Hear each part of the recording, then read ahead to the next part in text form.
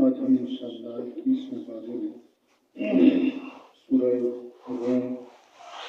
سورہ لقمان، سورہ الاسلام، سجدہ اور سورہ احزاب کی تلاوت کریں گے۔ سورہ روم کا پس منظر و شان نزول کچھ یوں ہے کہ فارس اور روم کی، ایران اور روم کی لوگوں کی لڑائی ہوتی تھی۔ رومی جو عیسائی تھے اور اہل کتاب ہونے کی وجہ سے مسلمانوں کا جھکاؤ ان کی طرف تھا،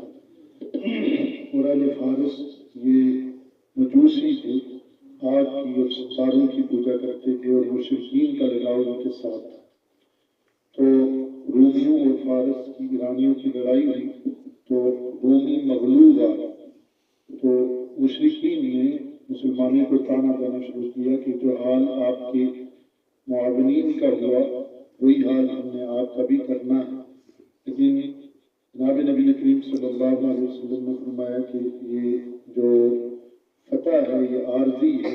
اصل میں روم غالب آئیں گے۔ بعض روایات میں ہے کہ 7 سال بعد، روایات میں ہے کہ 4 سال بعد اللہ رب العزت نے رومیوں کو پھر غلبہ عطا فرمایا اور فارس والے مغلوب ہوئے۔ تو اس کے ذریعے سے مشرکین کو اللہ رب العزت نے ایک پیغام دیا کہ جو باطل میں ہیں، جو اللہ کے ساتھ شرک کرنے والے ہیں، ان کے لیے دنیا اور آخرت میں بہرحال خسارہ ہی ہے۔ پھر اللہ رب العزت نے نشانیاں بتلائیں کہ اللہ وہ ذات ہے جس نے تمہیں مٹی سے پیدا کیا، پھر تم چلنے پھرنے والے انسان بن گئے۔ اللہ وہ ذات ہے جس نے تمہارے ہی نفسوں سے تمہارے جوڑے بنائے۔ پھر اللہ رب العزت وہ ذات ہے جس نے آسمان اور زمین اور مختلف قسم کے رنگ اور زبانیں پیدا کی، اور اللہ وہ ذات ہے جس نے رات سونے کے لیے اور دن رزق کی تلاش کے لیے پیدا کیا۔ اللہ وہ ذات ہے جس نے آسمانوں سے خوف کی بارش کے چمکنے سے خوف اور لالچ اور آسمان سے پانی برسایا۔ اللہ وہ ذات ہے جس نے رات اور دن اور زمین اور آسمان کو قائم کیا، اور اللہ ہی کے لیے ہے دوبارہ پیدا کرنا اور لوٹانا، اور یہ اللہ کے لیے بہت آسان ہے۔ بعد اللہ رب العزت نے فرمایا کہ زمین اور آسمان پر جو فساد برپا ہوتا ہے یہ لوگوں کے عمل کی وجہ سے ہوتا ہے،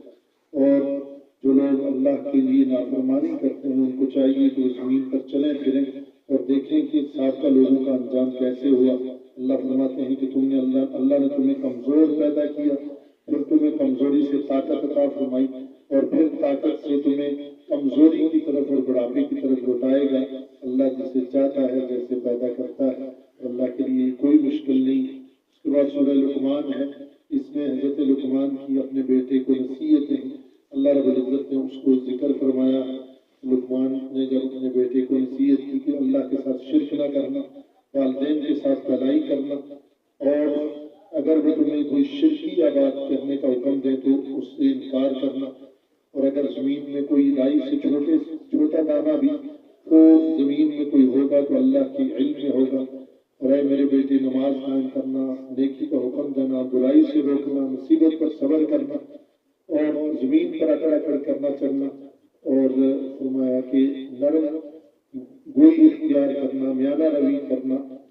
اس لیے کہ سخت زبان جو ہے وہ جانوروں میں گدھے کی ہے۔ اس کے بعد اللہ رب العزت نے زمین اور آسمان کی تخلیق کو بیان فرمایا، اور فرمایا کہ اگر زمین میں جتنے بھی درخت ہیں ان سب کے قلم بنا لیے جائیں، اور سمندر جتنے بھی ہیں اور اس میں 7 سمندر اور ملا کر سیاہی بنا دی جائے تو اللہ کی تعریف اور اللہ کی کلمات کو ختم نہیں کیا جا سکتا۔ پھر اللہ رب العزت نے فرمایا کہ اللہ ہی کے پاس 5 چیزوں کا علم ہے، کہ اللہ ہی کے پاس قیامت کا علم ہے، اللہ ہی کے پاس ہے کہ بارش کب برسے گی اور کتنی برسے گی، اللہ ہی رحم کے اندر جانتا ہے کیا ہے، اللہ ہی جانتا ہے کہ تو کل کا دن کیسے گزارے گا اور کہاں گزارے گا، اور اللہ ہی جانتا ہے کہ کس کی موت کس زمین پر ہوگی، کہ اللہ جاننے والا اور باخبر ہے۔ اس کے بعد سورہ الف لام میم سجدہ ہے، اس میں اللہ رب العزت نے قرآن کے نزول کی اور اپنی وحدانیت کو بیان فرمایا، اور جہنمیوں کے ایک حال کو بیان فرمایا کہ جب وہ دیکھے گا کہ ان کے جو چہرے ہیں آگ میں جلس گئے ہوں گے تو وہ اس وقت کہیں گے کہ ہمیں اب معلوم ہو گیا، اگر ہمیں فرجعنا نعمل صالحا انا موقنون ایک مرتبہ واپس لوٹایا جائے تو ہم اب نیک اعمال کریں گے۔ لیکن اللہ فرمائیں گے کہ جس طرح تم نے ہمیں دنیا میں بلایا، آج ہم نے تجھے بلا دیا ہے جہنم کا اور ہمیشہ ہمیشہ کا عذاب چکھو۔ اس کے بعد سورہ احزاب ہے، یہ غزوہ خندق کے موقع پر نازل ہوئی۔ اس کو احزاب اس لیے کہتے ہیں کہ یہود، کفار، مشرکین اور روم اور فارس کے لوگ مل کر مسلمانوں پر حملہ آور ہوئے تھے۔ جناب نبی کریم صلی اللہ علیہ وسلم کو اس کے ذریعے سے تسلی دی گئی، اور یہاں فرمایا کہ جو ایک زید بن ثابت کو زید بن محمد کہا جاتا تھا، جو آپ کے منہ بولے بیٹے تھے، تو فرمایا کہ جو منہ بولا بیٹا ہوتا ہے وہ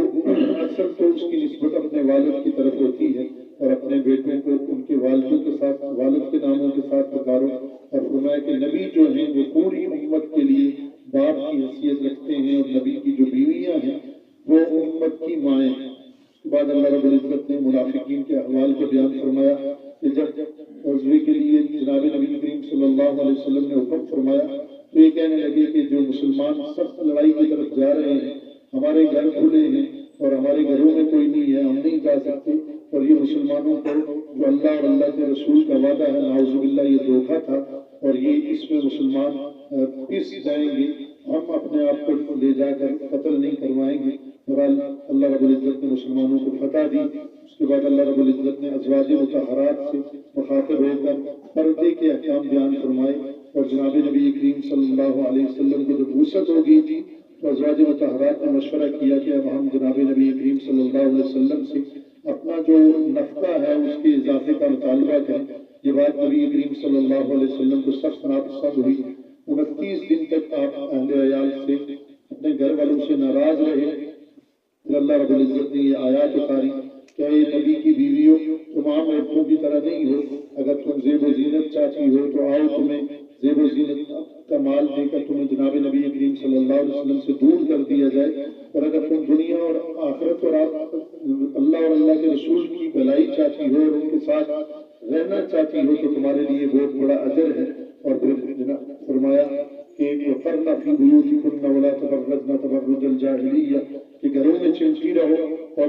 جاہلیت کی طرح زیب و زینت نہ کرو۔ پھر جناب نبی کریم صلی اللہ علیہ وسلم کے گھر میں داخل ہونے کے آداب بیان فرمائے۔ حضرت زید بن ثابت کا قصہ بیان فرمایا کہ انہوں نے زینب بنت جحش سے نکاح کیا اور پھر طلاق دے دی، اور حضرت زینب کا جب جناب نبی کریم صلی اللہ علیہ وسلم سے نکاح ہوا تو کافر تانا دینے لگے کہ اپنی منہ بولی بیٹے کی بیوی یعنی بہو سے نکاح کیا ہے جو جائز نہیں ہے۔ اللہ رب العزت نے اس کی تردید فرمائی، اور پھر اللہ رب العزت نے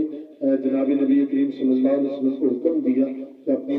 بیویوں کو، بیٹیوں کو اور مومنین کی عورتوں کو حکم دیجیے کہ جب وہ گھروں سے نکلے تو اپنی چادر بڑی اوڑھنے کو لٹکا دیں کہ یہ ان کے لیے دنیا اور آخرت کے لیے بہتر ہے۔ اور پھر جنمیوں کے احوال بیان فرمائے کہ جب وہ جہنم میں جائیں گے تو اپنے سرکاروں کو کوسیں گے، اور آخر میں اللہ رب العزت نے ایمان والوں کو حکم دیا کہ تقویٰ اختیار کرو، سچی بات کہو، اگر ایسے کرو گے تمہارے اعمال کو اللہ درست کرے گا اور تمہارے گناہوں کو معاف فرمائے گا۔ اللہ پاک ہمیں ان پر عمل کی توفیق عطا فرمائے۔